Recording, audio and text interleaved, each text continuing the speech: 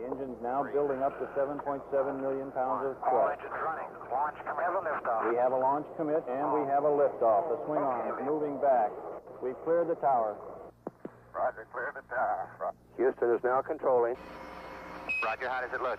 Throughout the ages, humans have been drawn to the mystery of Mars, fourth planet from the sun. 9 or 8.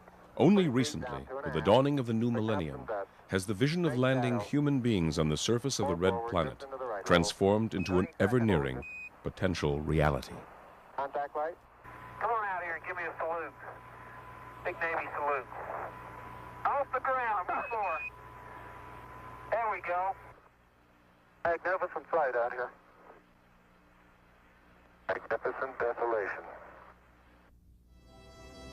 After the first steps on the moon in 1969, and later with a successful landing on Mars of huge unmanned Viking probes in 1976, many believe the next step in space would be the sending of humans on the Martian surface. But the U.S. space program became sidetracked with shuttle missions and the building of the International Space Station. Eventually, the public lost interest in Mars. However, when reports began surfacing in the late 1990s of possible life forms and meteorites originating from Mars, a renewed enthusiasm in the red planet was generated. Unfolded here are the latest mission outlines, ongoing research, and necessary technological developments required for the undertaking of the first manned mission to Mars. A Mars undertaking is a monumental task, so much so that some wonder why humanity should be concerned with a planet 200 million miles away from our own existence, investing enormous amounts of time, effort, and resources to get there.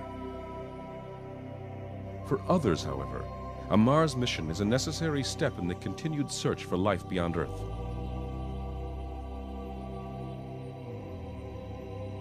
Seeking out new life forms has such tremendous implications for the future of Earth that it is viewed as a priority for any upcoming Mars excursion.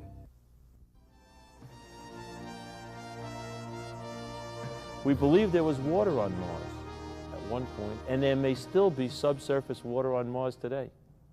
We know with certainty, anywhere on life, that we find water, we find life. It may be a little amoeba, it may be a single cell of life, but we find life.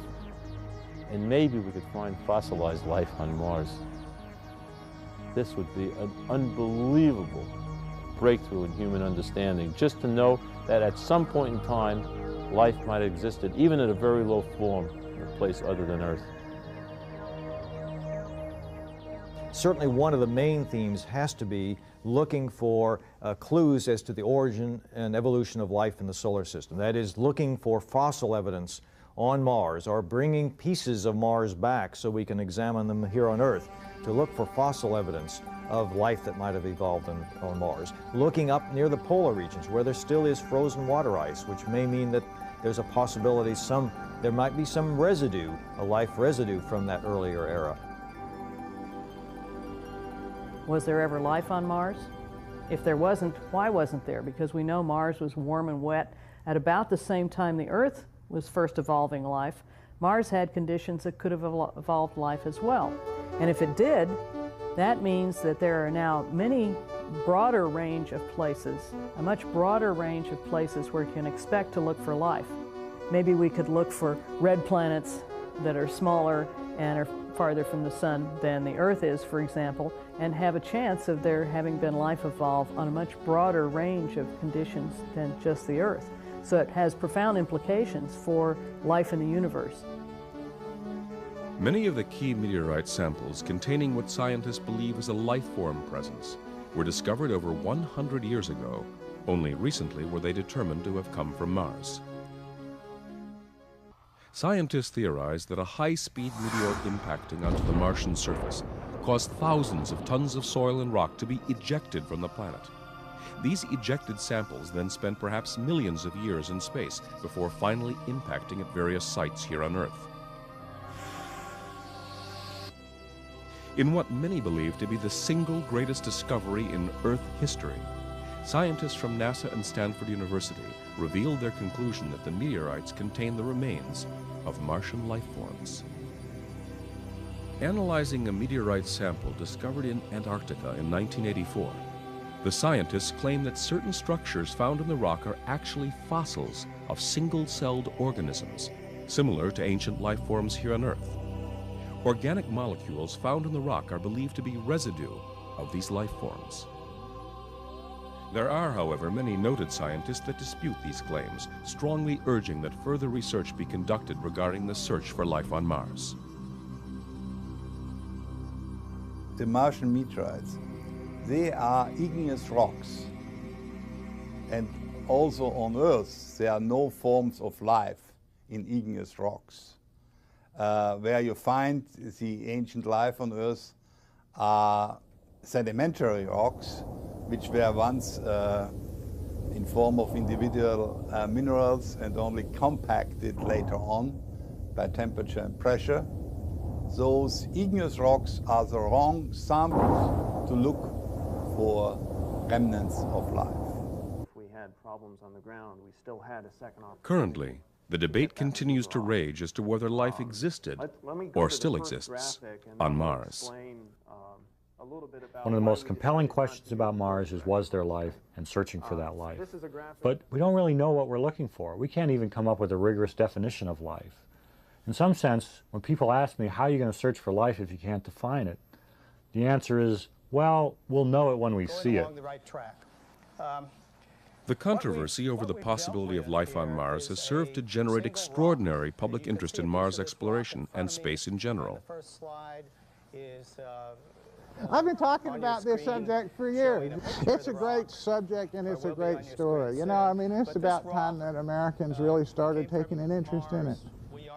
I think if we don't self-destruct, that we're going to go out there. You know, I mean, it's the nature of evolution to explore wherever you can. I mean, to where like every life form spreads its territory as far as it can. You know, and the human race is the first earthly life form that's been able to go anywhere else. Sending human beings to the Martian surface is perhaps the only way to firmly resolve the issue of the existence of life on Mars. What's really saying is that you're relying on sort of the holistic, intuitive approach to exploration that humans can bring. You don't have a well-defined task that you can program into a computer and say, make this measurement, take this analysis, and then tell me what you find. It's a much more interactive process, searching for life, searching for fossils. And certainly right now, we only know how to do that with human beings. You know, a common question in the space program is always the tension between, do you need people or should you just use robots? People are adaptive. When something happens, they're able to react like robots can't.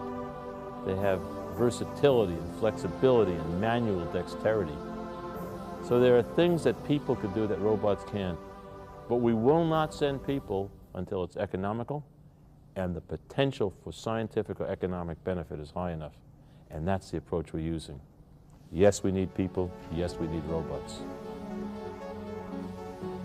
A technologically advanced armada of robotic rovers has been developed for eventual deployment on Mars. These rovers will act as scouts for the human mission to follow. You can imagine if you want to explore another planet like Mars, that you need to get down to the surface of Mars in more than one or two spots. You can't imagine understanding the Earth from having landed on the Earth in just one place. It's much too complex a planet. Mars is equally complex, and we need to find a way to systematically go back to Mars every opportunity there is with a series of small probes that can land on the surface, eventually drill down beneath the surface, looking for water, looking for any other evidence of the early era, left from the early era of Mars, when there was lots of water on its surface and where simple life forms could well have evolved. I mean, we've obviously got a lot to do to get our act together here. You know, going out there might be one way to do it. You know, I mean, I don't see exploring space as ignoring earthly problems so much as it's a different way to grow. You know, we have to grow our way out of our problems. And that's a very serious way to grow. You know, you learn a lot doing it. You learn a lot about yourself doing it. You learn a lot about the planet you just left. you know, and I think that's important. It can all be useful to the growing experience of the human race. When you send a human being to, say, Mars, we would like those human beings to do the most important things they can do during their stay on Mars. That we will know because the robots will have explored Mars well enough that we know what the most important questions are that the astronauts can help us answer, and we will know where the most important places are for those astronauts to visit. So the robotic program will lay the groundwork in terms of understanding the Mars so that we can be most effective in our initial brief human explorations of that nearby planet. The manned Mars mission will be an international rather than a nationalistic undertaking, unlike the American Apollo space program of the 1960s and 70s. Still, the mission will not be cheap, simple, or totally without risk. The technological requirements alone are monumental. Over the past 2 to 2.5 years, we conducted a study led from a group at the Johnson Space Center and other NASA centers to study a human exploration mission, a human exploration program. And we have just finished, and we're compiling that report now. But what it did is put together an end-to-end scenario for human exploration of Mars. The problem with Mars is that most people don't understand how difficult it actually is. As far as they're concerned in a presentation, a TV documentary, or whatever, it is simply another planet, like the moon. What they don't really understand is, for example, if I'm the Earth and you sitting there on the other side of the TV screen are the moon, Mars is several hundred miles beyond you. The most critical technology that has to be developed is low-cost, reliable Earth-to-orbit access. We need a new rocket. Right now it costs $10,000 a pound to take material into low Earth orbit, and then from low Earth orbit we could transfer to Mars. For 6 missions to Mars, that would have cost $100 billion. That's unacceptable. This is the major barrier to getting to Mars.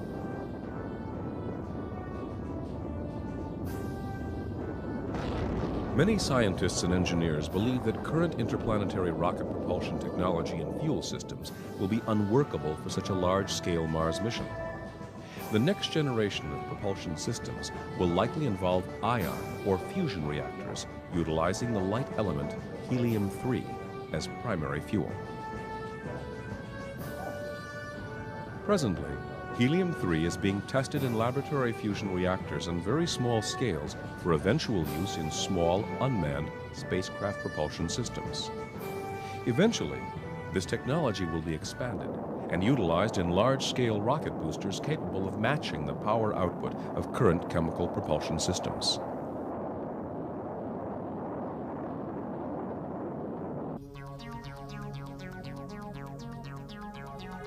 Helium-3 was first considered as a fuel source for interplanetary spacecraft when it was found in massive quantities and readily available on the Moon. This determination was the result of analysis of the moon rocks brought back by the Apollo astronauts. Corporate studies are currently underway to investigate the likelihood of establishing a helium-3 mining colony on the Moon. Development of this technology will also have important applications for society at large, possibly replacing fission nuclear reactors as a source of electrical energy in the 21st century. One of the long-term benefits of a helium-3 based energy economy, and lunar helium-3 in particular, is that it enables a whole bunch of other things to happen. It enables us to bridge our way to Mars because the launch vehicles and the technology needed to settle the moon and to extract helium-3 are essentially the same types of technologies necessary to go to Mars. We are privatizing the space station, privatizing the space shuttle and using those resources to fund the first human missions to Mars. That is our goal, to see that happen. That way everybody gets what they want.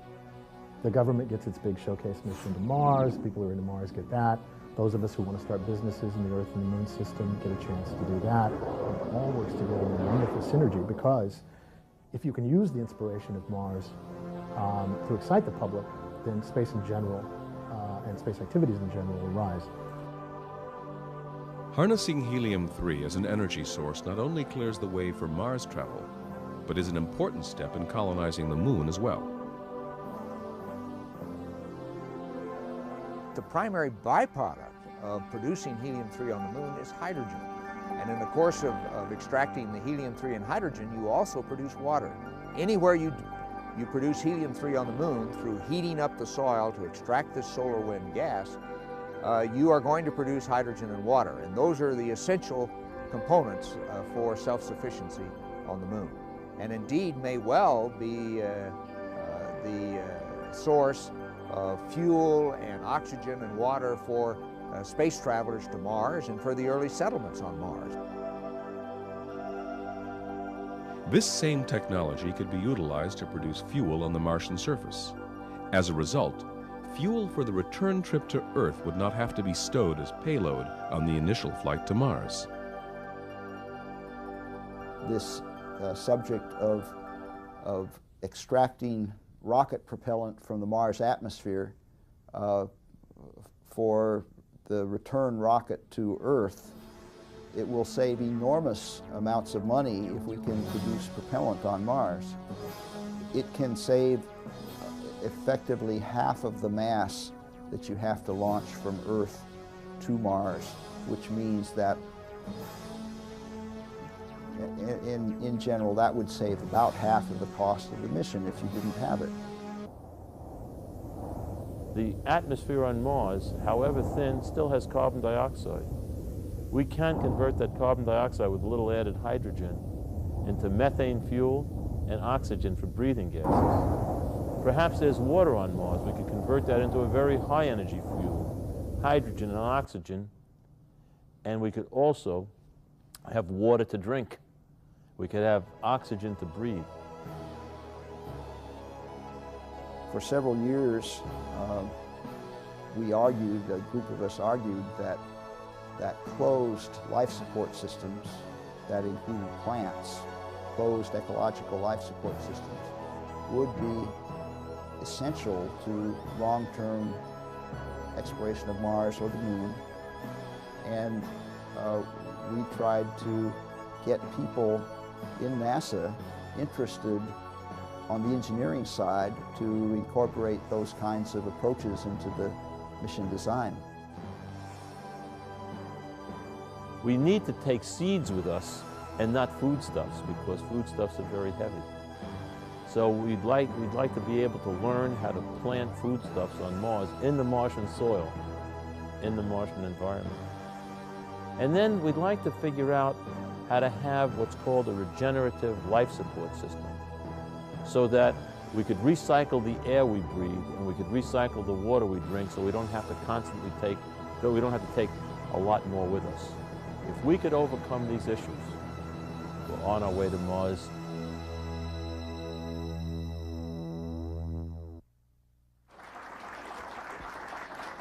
Given the cost of such a venture, it is unlikely that any single nation will assume the entire financial burden and develop all the required technologies.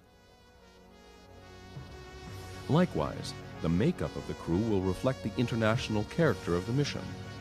Unlike the Apollo crews, which consisted solely of Caucasian American males, the Mars crew will no doubt comprise men and women from a variety of participating nations.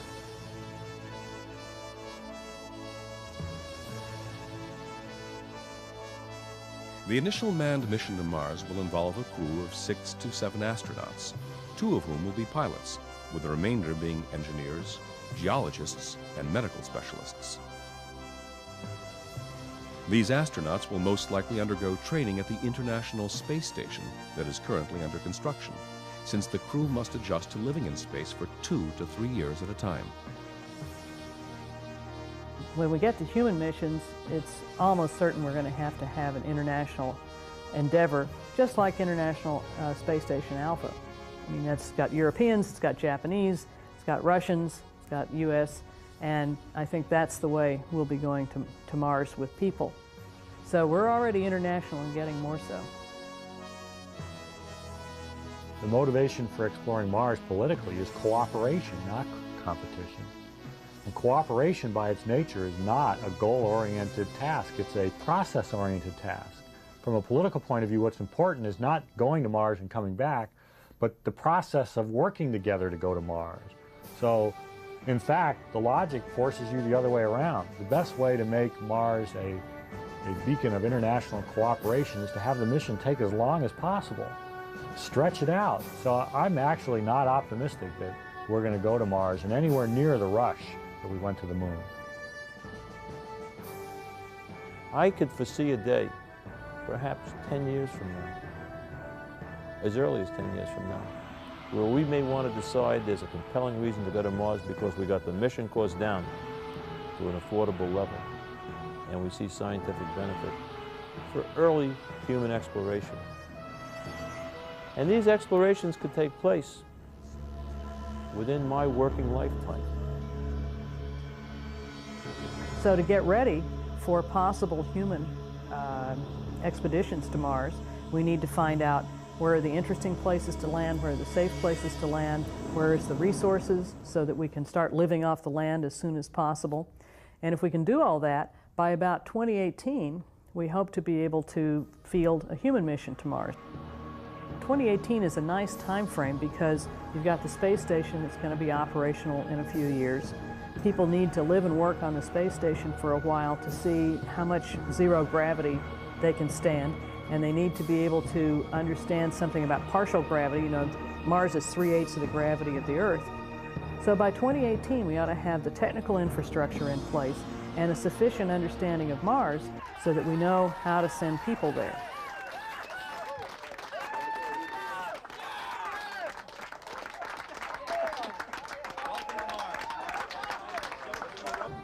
The most viable of all the launch systems proposed by NASA uses only slight modifications of current hardware involving a two-phase procedure. First, an unmanned booster rocket containing the propulsion system for the round-trip journey to Mars would be launched.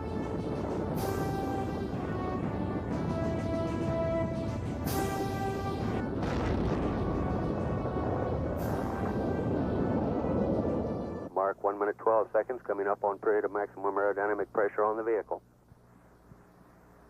Mark 1 minute 41 seconds. Pass through max Q, still looking good. Through max Q, and everything looks good. Shortly thereafter, the manned vehicle, housing the habitat module and crew, would also be launched.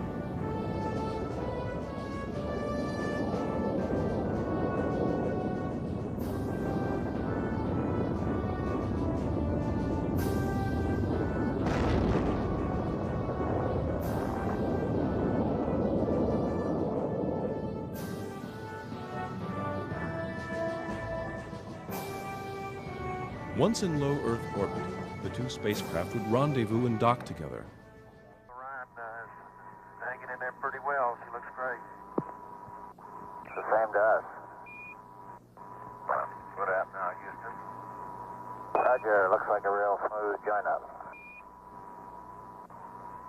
Okay, we're captured there, Houston. Roger.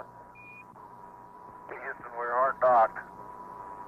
From there, the spacecraft would leave orbit on a trans-Martian trajectory. Booster systems engineer reports ignition on the third stage. The thrust looks good, he says. When we leave Earth orbit, it is very dangerous, and this radiation could be very serious for the astronauts, ultimately causing them cancer and could cause them to have very major health problems. We've got to figure out how to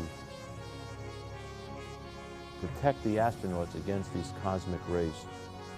And we're working with new materials, we're working with screening procedures. We hope we'll be able to develop techniques for protecting the astronauts against radiation.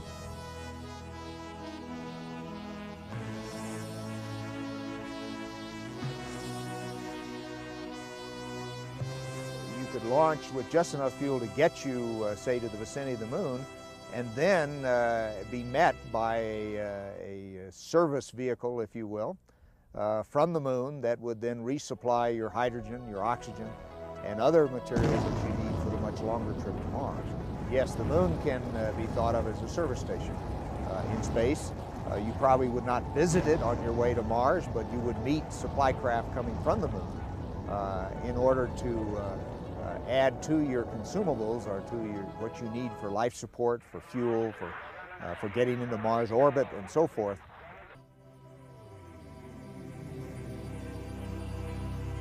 As you're getting 10,000 miles and 20,000 miles and 50,000 miles and 100,000 miles, and and everything you've ever known. You know, I mean, like the whole history of the human race is getting to the point where you can cover it up with your thumb. And that's a very powerful psychological force, you know, for all of those people.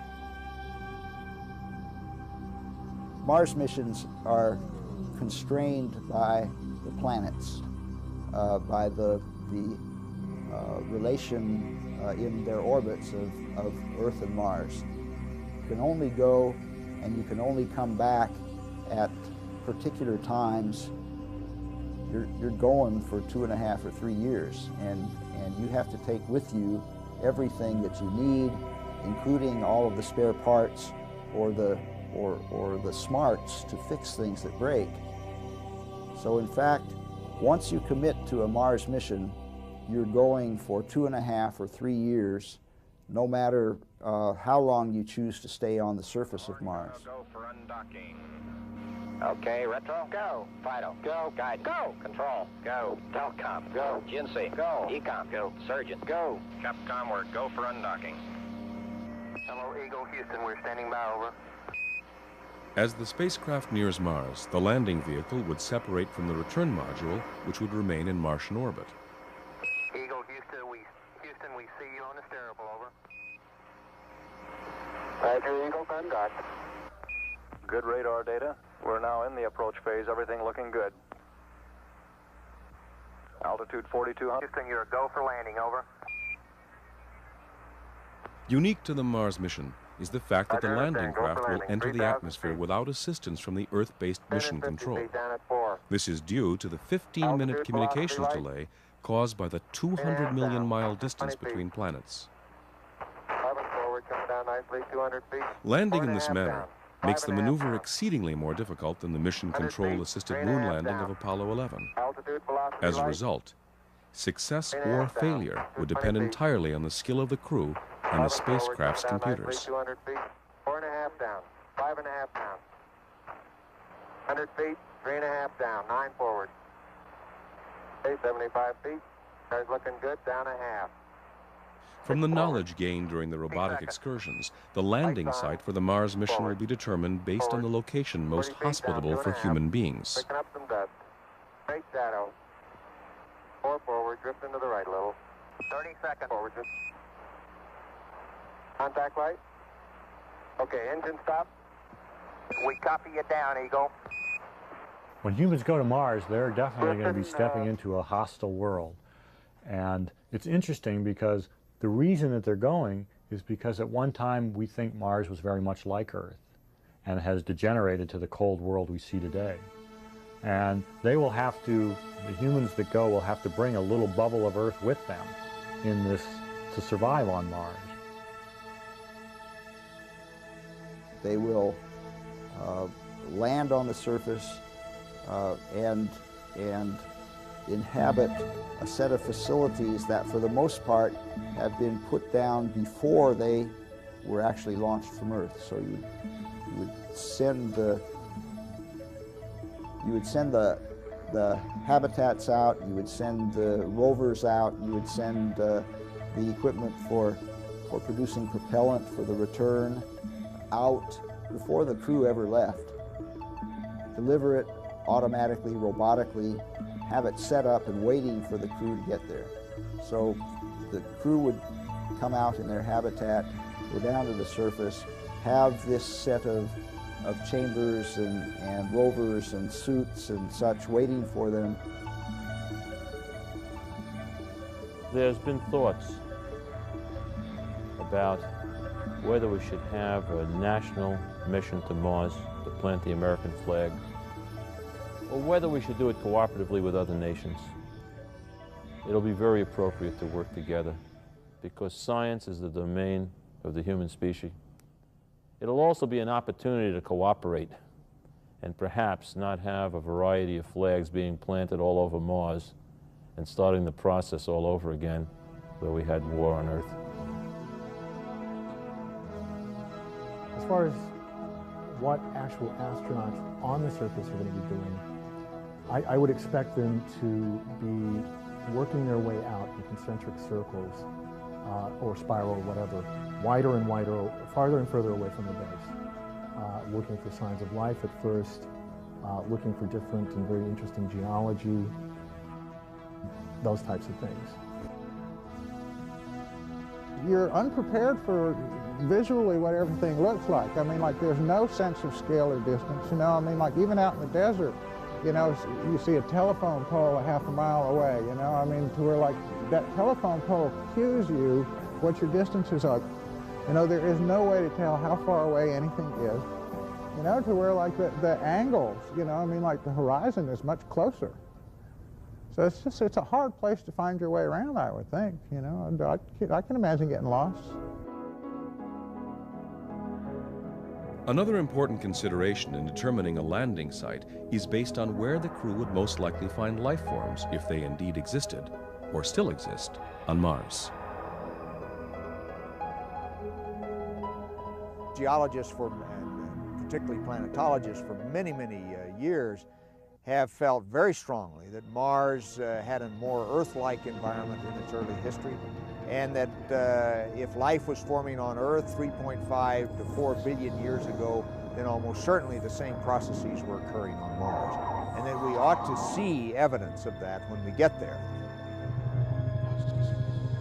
It would be somewhat surprising if one would have had on Mars similar conditions as we had on Earth. On Earth, say 4 billion years ago, and life would not have developed there. I would say, and I am convinced, that if there was life once on Mars, it was life with the same kind of mechanism as life produces itself and replicates itself on the Earth. Mars and Earth were similar enough in their early history, we think, that it's likely that if life evolved on Mars, it's probably going to be similar in some broad context to life on Earth. If we were searching for life on Pluto or somewhere completely different than the Earth, then of course we could not expect it to be Earth-like. But Mars is similar enough that it's probably going to have, in broad brush, the same kind of systems that we have. And that's good, because it means that we have a chance of being able to recognize it when we see it.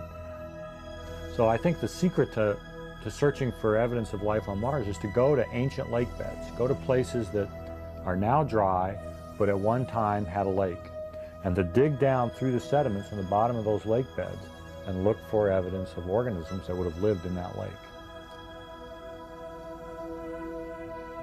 Our lander is going to be landing in the ancient terrain of Mars, hopefully near an ancient lake bed. So we'll be able to see if there was ever, maybe be able to see if there was ever life on Mars, see if we can find some indications of, you know, if you find fossil scum around the edge of the lake bed, you know there was life there. Maybe we probably won't find that, but maybe we can find some indications. Is there now life on Mars? We don't know.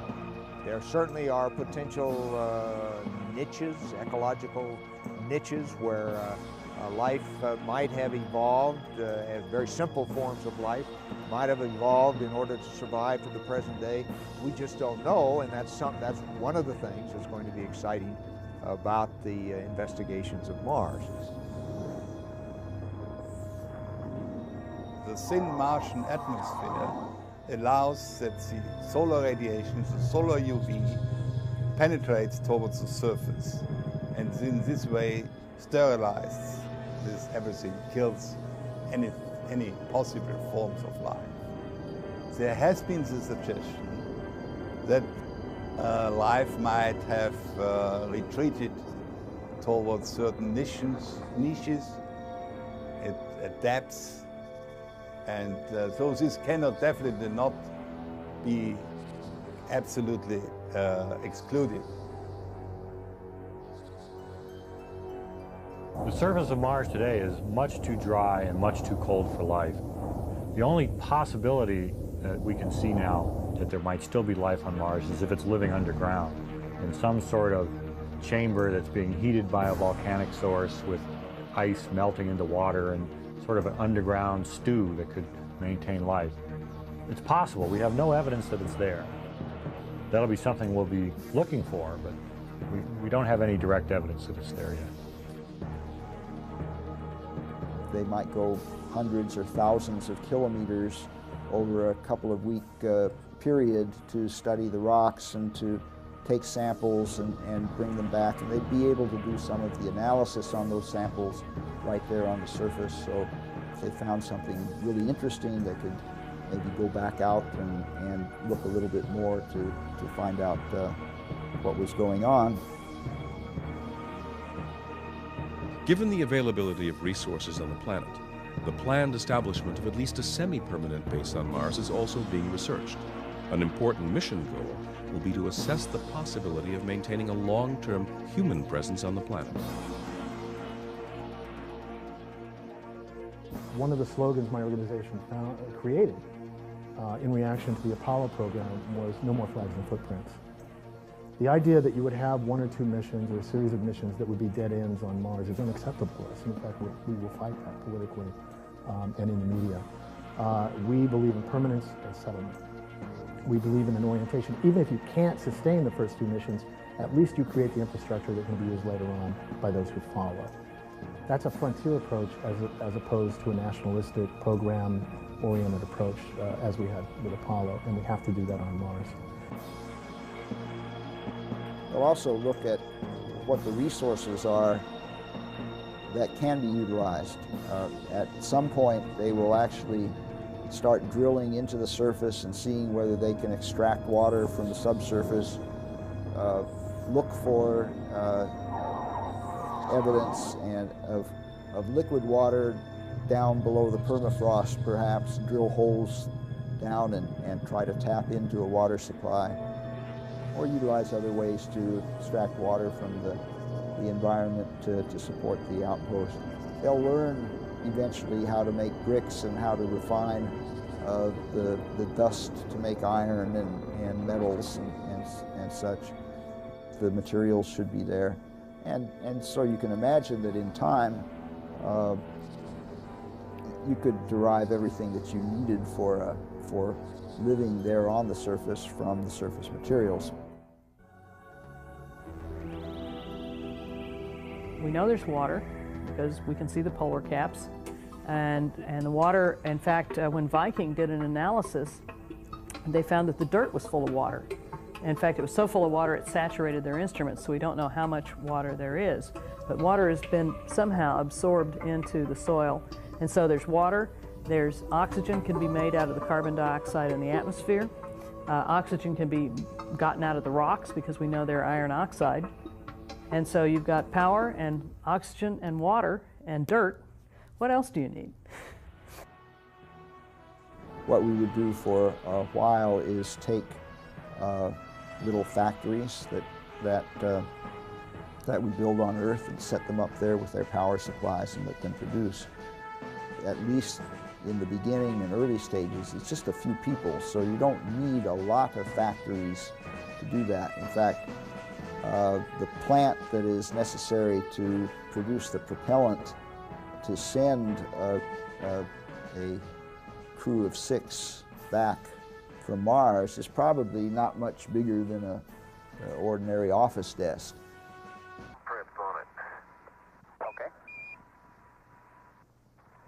At the conclusion of their stay, 6 months to a year after arriving, the crew would leave all of the facilities intact, so that following missions may also make use of the settlement. Okay, it sounds good. We think so too. Heavily laden with rock and soil samples, as well as fuel processed on the Martian surface, oxygen extracted from the thin carbon dioxide atmosphere, and foodstuffs grown in the Martian soil, the crew would prepare to take their leave of Mars. Director Gene Kranz now taking a status check with his team. Go, no go for ascent. Standing by. Ryan, you're go for liftoff. Capcom? Ecom. Surgeon. GNC. Guidance, you happy? Go. Fido. Go. Capcom, we're go for liftoff. Houston, you're cleared for takeoff. Roger, understand. We're number 1 on the runway. Port stage, engine arm ascent.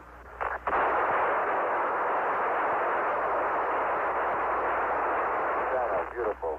Very smooth. Very quiet ride.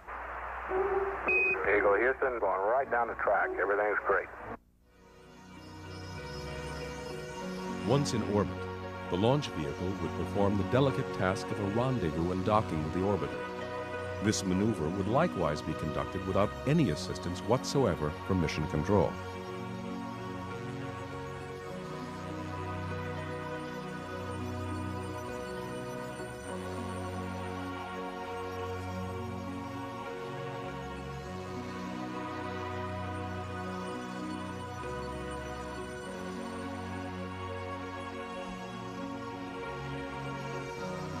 After nearly 2 years into this mission, the crew would then have to settle in for the year-long journey home.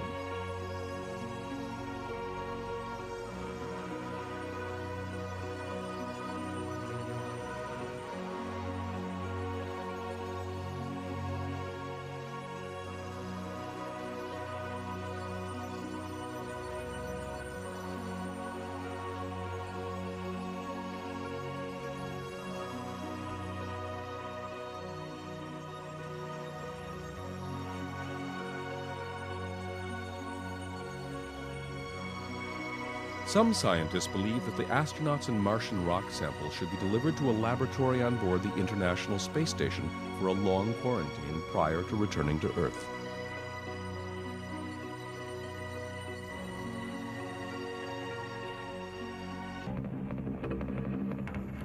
Once the safety of the crew and the safe handling of the cargo is assured, both would then be transferred for the flight back to Earth.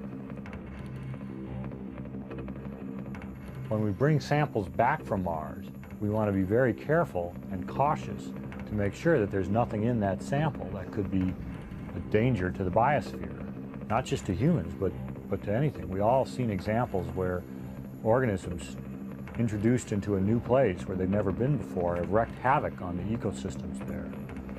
So for that reason, the current plan is that when a sample is brought back to Mars, we treat it as if it's full of pathogenic, dangerous microorganisms. We treat it like it's a jar of Ebola or something, and until we can demonstrate to ourselves that it's safe, we hold it in a facility like you would if you were dealing with a very dangerous microorganism on Earth.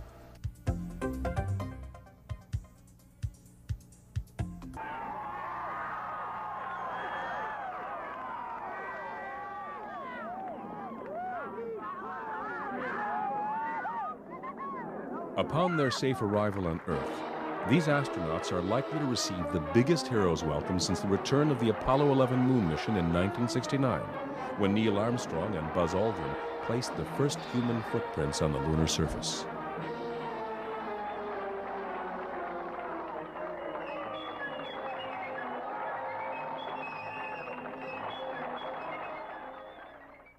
The full extent of future implications for life on Earth as a result of the Mars mission cannot yet be determined.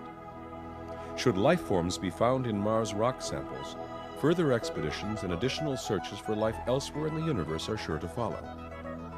Such a momentous discovery will certainly afford humankind reason for reflection on our own existence and place in the universe. Like the Apollo program that spearheaded the American technological boom of the 1970s and 80s, the technological benefits to humanity as a result of explorations on Mars are limitless. If we can learn to live on Mars, or even to visit Mars, we can learn to live in other places. But we're not going to learn to live in any place else in the solar system until we've learned to live on Mars. Mars is not much harder to get to than the moon, fuel-wise.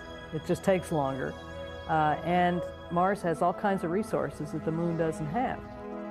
So Mars is just a lot friendlier place to visit than any place else in the solar system. So I think it's inevitable that's where we're going to go. The United States is a spacefaring nation. The purpose of an agency like NASA and a laboratory like JPL is to essentially expand that frontier of human activity, to constantly move out, to do things no one else has done so that human activity can gradually expand into the full realm of space.